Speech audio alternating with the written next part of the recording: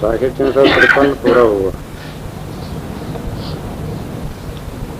गुरुमुख साखी कहिए साक्षी, सो साक्षी बिना ज्ञान अंधा है, या के वास्ते ज्ञान की आंखी साक्षी से गुरु कहते हैं कि अपने मन में विचार करके देखता नहीं कि बिना साक्षी से संसार का झगड़ा टूटता नहीं। संसार कहिए जगत में खाने और वाणी का झगड़ा पड़ा। तो कोई कहता है कि खानी ही रूप भगवान है और कोई कहता है कि वाणी ही रूप भगवान है। ऐसा खाने और वाणी का झगड़ा हुआ। खाने वाला कहता है कि रूप जो देखने में आता है तो ये सत्य है। कैसे कि रूप से नाम होता है, कुछ नाम से रूप नहीं होता। जैसे अग्नि से धुआं होता है, कुछ धुएं से अग्नि नहीं होती। इसका दृष्टांत कि जैसे यंत्र से आवाज़ होता है, कुछ आवाज़ से यंत्र कहिए देह तो होता नहीं। जैसे खाने से वाणी होती है, कुछ वाणी से खानी नहीं होती। तो खानी सत्य और वाणी मिथ्या। और वाणी वाला बोलता है कि वाणी सत्य और खानी मिथ्या। कैसे कि जब तक यह शरीर खड़ा है, यह साबुत है, तो वाणी के आधार से खड़ा है। जब वाणी निकल जाएगी तब थोड़ा का यह शरीर शून्य हो जाएगा, कोई छूने का भी नहीं। जैसे वाणी शब्द जो है सो आकाश का अंश है, तो वाणी का अधिष्ठान आकाश, तो आकाश से वर्षा होती है तब खानी पैदा होती है। जाके वास्ते खानी मिथ्या और वाणी सत्य। बिंदु रूपी खानी और नाद रूपी वाणी। सो कोई ने वाणी सत्य किया और कोई ने खानी बिंदु सत्य करके झगड़े में जीत पड़ा।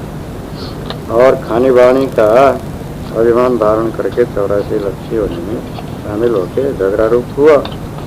तो झगड़ा बिनु साक्षी निर्वार नहीं होता, क्योंकि खानी और वाणी दोनों का साक्षी निर्णय करता जो है तो दोनों से न्यारा है। जो आप ही खानी वाणी होता तो खानी वाणी कहता कौन? सो खानी वाणी मिथ्या जड़ और खानी वाणी का जानने वाला जनैया जीव चैतन्य सत्य। सो सत्य मिथ्या झगड़ा जाके जानने में आया। सो गुरु पारक प्राप्त हुए बिना खानी वाणी का तो जनैया को है तो कुछ नहीं छूटता है। खानी और वाणी नाशवंत मिथ्या और पारक गुरु अस्थि। सोए जीव की भूमिका स्थिर पद आवागमन से रहित, यह अभिप्राय है। तीसरी वेदक गुजारत त्रिदात्री का सहित 11 के प्रकरण जो सदगुरु की दया से संपन्न। अथ तेजक कहिए वाणी, तो हमें 3 प्रकार से इच्छा ने जाया। ताको नाम त्रिजा।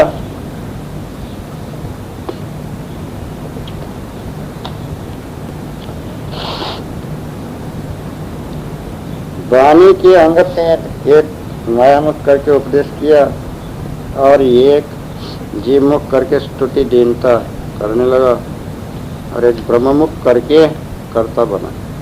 ये 3 अंग वाणी का जाल गुरुमुख करके परखाया अथवा त्रिजक का खानी। हमें 3 प्रकार की इच्छा ने जाए। ताका नाम त्रिजक। खानी के अंग 3, एक पुरुष एक स्त्री और एक नपुंसक। ये 3 अंग इच्छा माया के सोता खाने का जाल गुरुमुख करके पड़ता है, क्योंकि जीव शुद्ध हो करके खाने और वाणी के जाल में आसक्त होकर दुखिया हो गए। कहते गुरु ने जीव दया से सुजाति जान के खाने और वाणी दोनों जाल परखा करके पारक भूमिका पर जीव को स्थिर किया। भूल दृष्टि करके खानी और वाणी रूप जीव हो रहा था, सो गुरु ने खानी और वाणी की आसक्ति भूल थी तो परखा करके सर्वभूल दृष्टि छुड़ाई और अपने निज दृष्टि दे के अपने स्वरूप पारक पद को प्राप्त किया। तब जीव आवागमन दुख से रहित हुआ। ये निश्चय गुजारत त्रिदात्री से सदगुरु की दया से। अब इसका भावार्थ सदगुरु श्री कबीर साहब कहते हैं, ये साखी क्या है? तो ज्ञान की नेत्र है। 353 साखी प्रकरण में कहा गया एक साखी से 353 तक बीजक में साखी कहा गया है। ये ज्ञान की नेत्र है, ज्ञान स्वरूप चैतन्य वो जो है समझाने वाला है। साक्षी अपने साक्षित्व को दर्शाने वाला है, स्वरूप ज्ञान को प्रकाश करने वाला है। ढके हुए अंधकार में नेत्र को खोलने वाला है। इसको पढ़ो, समझो, बूझो, मन में समझ करके देखो, विवेक विचार की दृष्टि से, परीक्षा की दृष्टि से, निर्णय की दृष्टि से, गुरुबोध की दृष्टि से, गुरु की निष्पक्ष दृष्टि से देखो। तुम्हारी भी जो है ज्ञान का नेत्र खुल जाएगा, तुम्हें भी बोध हो जाएगा, तुम्हारा भी भ्रम मिट जाएगा, स्वरूप का निश्चय हो जाएगा, शांत निर्विकार हो जाएगा। ऐसे जाएंगे निश्चय करने के लिए समझो, मन में समझना बुझना सब अंतःकरण में मन ही में है। और देखो परीक्षा करके, निष्पक्ष तटस्थ जैसा कहता है स्वरूप तैसे तैसे। साक्षी के बिना, गवाही के बिना और दूसरे के जब प्रमाण के बिना संसार का झगड़ा, संदेह का झगड़ा, खानी बानी का झगड़ा, ब्रह्मभूर का झगड़ा, माया मोह का झगड़ा, मोटी झीनी माया का जाल नहीं छूटता है, त्याग नहीं होता है, फैसला नहीं होता है, निर्णय नहीं होता है, और उससे जो है कि आसक्ति नहीं मिटती। आसक्ति मिटाने के लिए मेरा नहीं, मैं इसका नहीं, सदा के लिए कागज फट गया, छिन्न हो गया, जा तिलांजलि दे दिया, तुझे मैंने छोड़ दिया, अब तुम मुझसे नहीं मिलना, मैं तुझसे नहीं मिलना, तब हरकत, तलाक और बिल्कुल त्याग, हटो, कुछ संबंध नहीं, लेना नहीं, देना नहीं, छोड़ दिया हमने। अज्ञान में लिया था, और जब जाना तब परिहरी नारी बड़ी विकार, जब जाना तो छोड़ दिया, ये तो विकार है, झंझट है। यानी ऐसे वाणी, कल्पना, मत, पंथ, ग्रंथ, पक्ष, बोधा, ढोजा, लोजा जितनी है ना सब जाना छोड़ो, हटाओ इसको, लेना नहीं, रखना सब हल्का हो गया।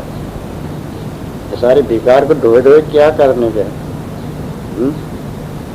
तो इसलिए बिना साक्षी के संसार का झगड़ा नहीं छूटाता है। तो साक्षी ये प्रमाण है, गुरु की प्रमाण, आत्म प्रमाण, अपना दृढ़ निश्चय। गुरु भी ऐसा बोले हैं, कबीर साहब ने भी ऐसा बोले, पारिक संत भी ऐसा बोले हैं, बोधक भी ऐसा बोलते हैं।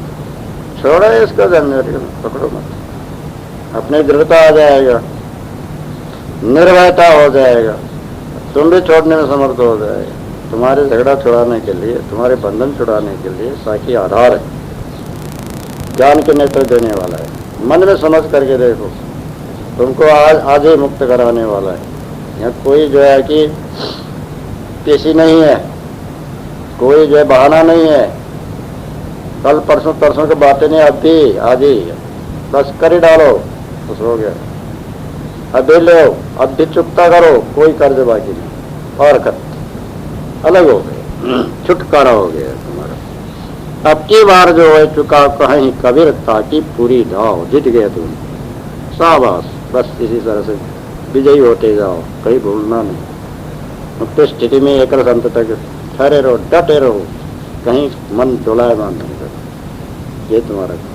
तो ये गुरु ऐसे आशीर्वाद देते हैं, समझाते हैं, तो यही तुमको करना है। साखी के जो है आधार से सारा झगड़ा छूट जाता है, सारा बंधन छूट जाता है, सारा अध्यास छूट जाता है, सारा आनंद छूट जाती है। हंस पद में, पारक पद में जीव एक रस निश्चल होने में जो है कि समर्थ हो जाता है, वही अपने जीवन में तुम बनाओ। जीवन मुक्त स्थिति को जो है कि प्राप्त करके अपना जो है कि कार्य पूरा करो। ये इसका जो है कि भावार्थ 353 साखी के भावार्थ हो गया। का मूल का तो जो है कि हो गया है। अब इति पर कहते हैं, यहाँ पर आखिरी को इति कहते हैं। श्री का ये सबसे श्रेष्ठ बीजक नाम करके सदगुरु श्री कबीर साहब का जो मुख्य उपदेश रूप मूल सदग्रंथ है, इसकी 11वां साखी प्रकरण है, समाप्त हो गया। पहला प्रकरण कमैनी शब्द, चौतीसा विप्रमति सी कहा बसंत चाचर बेली बिरवली हिंडोला, और जो है कि साखी सब 11 हो गए। एकादश प्रकरण है समाप्त हो जाता है। इति यहाँ पर बीजक नाम के मूल सदग्रंथ संपूर्ण हो गया।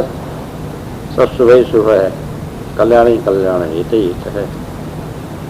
तो इस तरह से कबीर साहब के जो है कि मूल वचन का भावार्थ त्रिजा का और जो है कि त्रिजा के बाहर का भी कहना, सुनना, समझाना, टेप रिकॉर्ड में भरना, ये सब हो गया। अब यहाँ पर जो है कि बीजक पाठ फल बतलाते हैं। श्री सदगुरुवे नमः। प्रसवारंभ में श्री सदगुरु को जो है कि वंदना करते हैं, नमस्कार उत्तरेवार वंदन किया जाता है। अथ ये शुरू में बीजक नाम करके जो है कि सदगुरु कबीर साहब का जो वाणी वचन है उसका महात्म्य तथा पाठ फल प्रारंभ। बीजक के महात्म्य और पाठ करने का जो फल भी जो है कि 1 साखी से 9 साखी तक में किसी संत पारखी ने जो है कि रचना करके रख दिया है। त्रिजा में ये सब पाठ फल के 9 साखी नहीं है, 1 साखी से 9 तक। त्रिजा छपने के बाद में कोई पारखी संत रचना किए होंगे, फिर वही मूल बीजक छपाते समय में श्री काशी साहब वेंकटेश्वर बम्बई से छपा दिए थे। अब उसी के बाद में अन्य बीजक छापने वालों ने भी वो पाठ फल के साखी ले लिए, छापते चले गए। उसके पहले के किसी बीजक में नहीं है। तो पुरानपुर स्थान के ही कोई पारखी संतों ने ये पाठ फल बनाया होगा त्रिजा बनने के बाद में।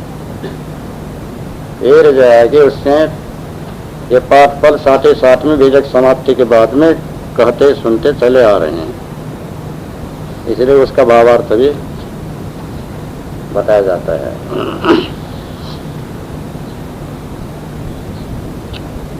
साखी बीजक कहिए साख धन, धन का कहे संदेश, आत्म धन दे ठौर है वचन कबीर उपदेश। 1 साखी।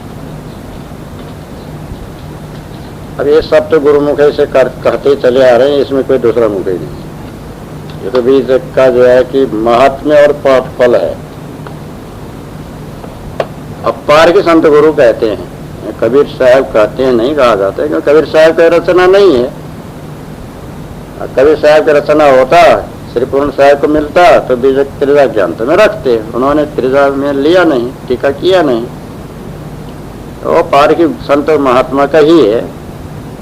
और जो है कि निर्णय का है, जो है कि संत गुरु कहते हैं, बीजक कहते हैं साख धन। धन का साख है। तो कहीं जो है कि धन रखा है, वो बही खाता में लिखा है, इतना यहाँ रखा उतना वहाँ रखा है, उसका जो सांकेतिक भाषा में साख कहते हैं उसका इज्जत, साक्षी, प्रामाण्य, उसके जो है महत्व, उसका कुंजी, विजय के कुंजी समझ। तो ऐसा धन का कौन सा धन? धन का क्या संदेश? धन का संदेश कहता है, ये तो पहले तो बाहर का दृष्टांत देते हैं, फिर सिद्धांत बदलाते हैं। बीजक उसी को कहते हैं जो बही खाता है, जो बिल है, जो विवरण लिखा हुआ है। धन का साख उसका साक्षी देता है, प्रमाण करता है, धन का संदेश बतलाता है। जहाँ अपना धन है जिस जगह में, वो जगह निर्देश करता है, उसका चिन्ह बतलाता है। ऐसे वचन कबीर उपदेश कबीर साहब के, अथवा जो है कि कबीर कहते हैं जीव अन्य जो है कि मतावलंबी सभी संप्रदायों के उपदेश का निर्णय भी जो है कि जिसमें की है। अब इसी तरह से बीजक मूल, इसलिए बीजक कहा गया कि इसमें जो है कि जीव का स्वरूप का वर्णन है, हानि और वाणी जाल का वर्णन है, साक्षित्व का प्रतिपादन है। जीव ही सर्वोपरि है, परमेश्वर आत्मा परमात्मा कोई वस्तु नहीं। अब जो इसने अन्य जो है कि वाणी ईश्वर ब्रह्म परमात्मा अल्लाह खुदा का धन मान रखा है, वो धन नहीं है। वाणी वेद पुराण कुरान आदि जो वाणी बनाया है वो कोई धन नहीं, तो काल्पनिक है, भ्रांति है। धन का संदेश, धन माने जीव, जमा पूंजी जीव ही है, जीव ब्रह्मात्मा हो, ये जीव ही होता है। सबका जमा जीव, जीव ना होता और कहाँ से हो? सब वाणी बनाने वाला जीव, सब मत बनाने वाला जीव, पंथ बनाने वाला जीव, ग्रंथ बनाने वाला जीव, सबका जो है संदेश देने वाला, खबर देने वाला, हालचाल बताने वाला, जानकार, सर्व का रचना करता जीव ही, संदेश वाहक, संदेश देने वाला, संदेश को जानने वाला, पढ़ने वाला, मानने वाला, सब जीव ही। जीव से परे कोई शिव है।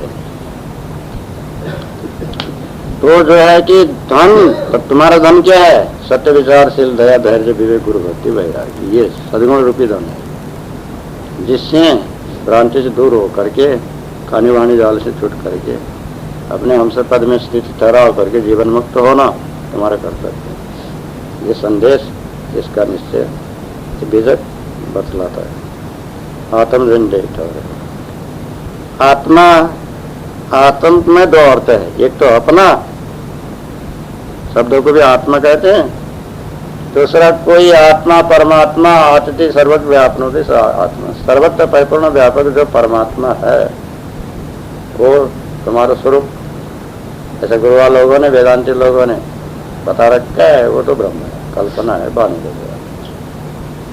तुम्हारा जो है कि जो स्वरूप चैतन्य है कहाँ है? बाहर सर्वत्र परिपूर्ण व्यापक नहीं, हृदय में है, व्यापक नहीं, हृदय में भी व्यापक नहीं, एक देशी है। चित्त बुद्धि अहंकार मन से, प्राण से, प्रकृति से दूर है, अलग है, न्यारा है, सत्ता संबंध दे रहा है, संचालन कर रहा है, प्रकाशित कर रहा है, तो सर्वत्र गुलम मिलन नहीं, नक्श शिखा पर्यंत परिपूर्ण नहीं, वो एक ही देश में रहेगी, सबको जो है कि प्रकाश कर रहे हैं। जहाँ जिस ठौर में अपने जो है कि हृदय में है, अपने पारक भूमिका में, वही वचन कबीर उपदेश। अन्य जो है कि षडदर्शन 96 पाखंड, ब्रह्मा विष्णु महादेव आदि जितने जो है उपदेशक हुए, उनके वचनों को तो दूर दूर भटकाया, उसका भी छानबीन करके जो है सार सिद्धांत बतलाते हैं। और कबीर साहब ने उनका भी कसर कोट बतला करके अब इसके जो है कल्पना, भ्रांति, भूल को सब मिटाकर तुम अपने स्वरूप में ठहर, अपने से अलग जाने, काम नहीं, कुछ प्राप्त करना, कहीं मिलना नहीं, कोई बिछुड़ना नहीं, कहीं साक्षात्कार करना नहीं, तेरे स्वरूप से बाहर और कोई वस्तु नहीं। सारा ममता, मोह, आसक्ति, अहंकार जो है कि मिटा करके अपने स्वरूप में शांत निर्वांत निश्चल होगा। इस कबीर साहब ने जो है कि उपदेश दिया, वही वचन जगह जगह इसमें जो है कि वर्णन किया है। उसी उपदेश के अनुसार अपने स्वरूप स्थिति में जो है कि ठहरो और जो है कि अपने ही जीवन कल्याण करो, खानी वाणी जाल से रहित जीवन मुक्ति स्थिति बना लो। ये इसका भावार्थ हो गया पहले का। दूसरा, देखे बीजक हाथ ले पावे धनते शोध, याते बीजक नाम भो यात माया मन को बोल। दो साथ। अब पहले बीजक को हाथ में लेना, अब इसको देखना, पढ़ना, अक्षर अक्षर गुरु से लखो संशय मिटो, तमाम वचन बसाओ पार की बीजक है सो नाम, अक्षर अक्षर गुरु से लखो संशय मिटो तमाम। ये पंचग्रंथी के साथ ये तो रामरस साहब ने बोले हैं। तो देखे बीज का हाथ ले, बीज को हाथ में लेना, देखना, मूल पाठ करना, अर्थ का भी विचार करना, हृदयंगम करना, ब्रह्मभूल दुविधा संदेह भ्रांत से मिटाना, कल्पना से छुड़ाना, सच्चा हमसे पार की होना, भूल में नहीं पड़ना, ब्रह्ममुख जीवमुख मायामुख का अर्थ नहीं करना, गुरुमुख अर्थ ही लेना, गुरु निर्णय ये को जो है कि जानना मानना धारणा करना, भूल में नहीं पड़ना। जो है कि क्या बोला है, जल घृत सो अच्छा करो मूर्ख हाथ न देव, पीलो कर नहीं बांधिए ग्रंथ कहते हैं। ये चरणदास भक्ति सागर का दोहा है। कहते हैं जल से बचाए रखो पुस्तक को, घी तेल से बचाए रखो, मूर्ख का हाथ में नहीं देना, दिमक लगे इस जगह नहीं रखना, खुला नहीं रखना, ढील ढाल करके नहीं बांधना। ये ग्रंथ सुरक्षा करने का भेद है। ग्रंथ सुरक्षा करो और ग्रंथ में जो है कुछ लिखा हुआ है उसको धारण करो, तभी तुमको फायदा होगा। उसका समार भी करो और जो है कि रोजाना पढ़ते रहो, मूल को पाठ करते रहो, अर्थ को जो विचार करते रहो, तब मन तुम्हारा जो है कि शांत शुद्ध निर्मल होगा। बीज को हाथ में लेना, देखना, पढ़ना, समझना, अपने बुद्धि अनुसार जहाँ नहीं समझ में आए पार के संत बीज की ज्ञाताओं से पूछ लेना, समाधान करना, जहाँ शंका हो तो समाधान करना, निवारण करना, ब्रह्मभूल दुविधा संदेह से रहित होना, तब पावे घंटे शोध करके, शोधन करके, खोज तलाश करके, छानबीन करके वो धन है जीव जवा का निश्चय और सद्गुण, अष्टमहा सद्गुण को जाए कि स्थिति ठहराव की प्राप्ति तुमको प्राप्त हो जाएगी, तुम भी पा जाओगे। पढ़ते रहोगे, प्रयत्न करते रहोगे, मनन करते रहोगे, पाठ करते रहोगे, विचार करते रहोगे, सत्संग करते रहोगे, तो वो धन अपने स्वरूप का निश्चय और सद्गुण का शोधन प्राप्त हो के तुम्हारे में भी धारण हो जाएगा। याते इस कारण से इसका नाम बीजक हुआ। सब इसी में जो है कि अंकित है, संग्रहित है, सब सिद्धांत का, सब मत पंथ का, सब ग्रंथों का सार का सार। माया रूप मन को प्रबोध किया गया है। माया कहिए काया और मन कहिए मानंदी, दोनों का जो है कि मोटी माया झीनी माया, मोटी मन झीनी मन, और मानंदी रूपी मन, इंद्रिय रूपी मन। जितना माना है सारा संसार का पसारा सब मन ही का है, मन ही का पूजा, मन ही का दास और मन ही का जो है कि मानंदी। अब ये सब को जो है कि छानबीन करने का प्रबोध किए है। माया को भी मन को भी, माया मन के जाल से जीव को छुड़ाया है, ऐसा बोध दिया है, ज्ञान दिया है, ऊपर उठाया गया है। मन को शुद्ध करने को माया को शुद्ध करने, माया जाल से छूटने को मन के जाल से छूटने, सबसे जो है कि छूट करके स्वरूपस्थ जीवन मुक्त होने का ऐसा बोध इस वेदक में दिया गया। उस बोध को धारण करके अपना उद्धार स्थिति ठहराव करो। ये हो गया बाबा। आस्ति आत्मा राम है मन माया के तो नास्ति, या की पारख लय यथा बीजक गुरुमुख आस्ति। इसका दो प्रकार का अर्थ है। गुरुआ लोग कहते हैं कोई आत्मा राम आस्ति अस्ति, आस्ति तो पद मिलाने के लिए कहा अस्ति कहा जाता। अस्ति माने सत्य हो। संसार भर में क्या सत्य है? आत्मा राम सत्य है।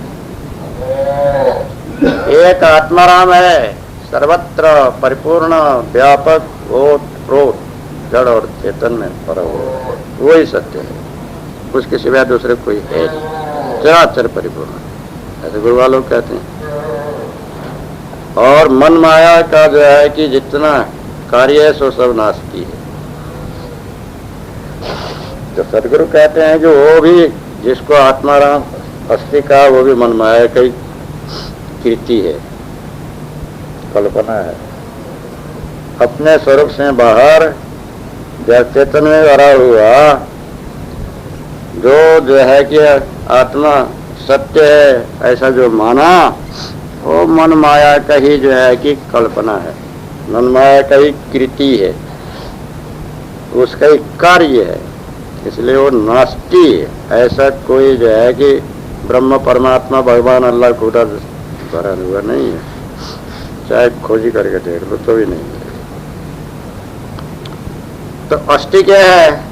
आत्मा राम का अपना ही स्वरूप, आत्मा का माने अपना ही स्वरूप, राम का ये रम रहा है घट घट में, रोम रोम में, वो तो अपना ही स्वरूप है, चेतन नहीं है, वही सत्य है, दूसरा कोई सत्य नहीं है। ये जड़ स्थूल शरीर सत्य नहीं है, सूक्ष्म शरीर सत्य नहीं है, चित्त बुद्धि मन अहंकार सत्य नहीं है, प्राण प्रकृति सत्य नहीं है, अणु तसरणु तरणु परमाणु ये सब तो बनने बिगड़ने वाले हैं, ये कार्य पदार्थ सत्य नहीं। अपना चैतन्य स्वरूप सत्य है, वो मन माया कृत से परे है, मन से परे, माया से परे, खाने से परे, मानी से परे, मोटे से परे, झीनी से परे, कृत बना हुआ, बनावटी, कृतम और कृतम, ये तो सब नास्ती है। जड़ तो नास्ती होता है, जितने बना है वो सब नास्ती, नाशवान, परिवर्तनशील, अदल बदल होते रहने वाले। मन भी बना है, माया भी बना है, काया भी बना है, मानंदी भी, तो सब नाश है। चेतन सत्य और सब असत्य। इसकी पारख लह यथा, या कि इसकी यथार्थ पारख लह माने प्राप्त करे।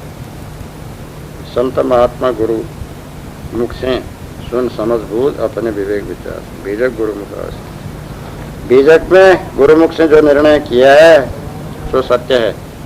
आस्ति माने सत्य है, यानी चैतन्य का ही बोल देने वाला है, चैतन्य ही प्रतिपादक है, सत्य का ही निर्देशक है, सत्य का ही जो है कि बोधक है।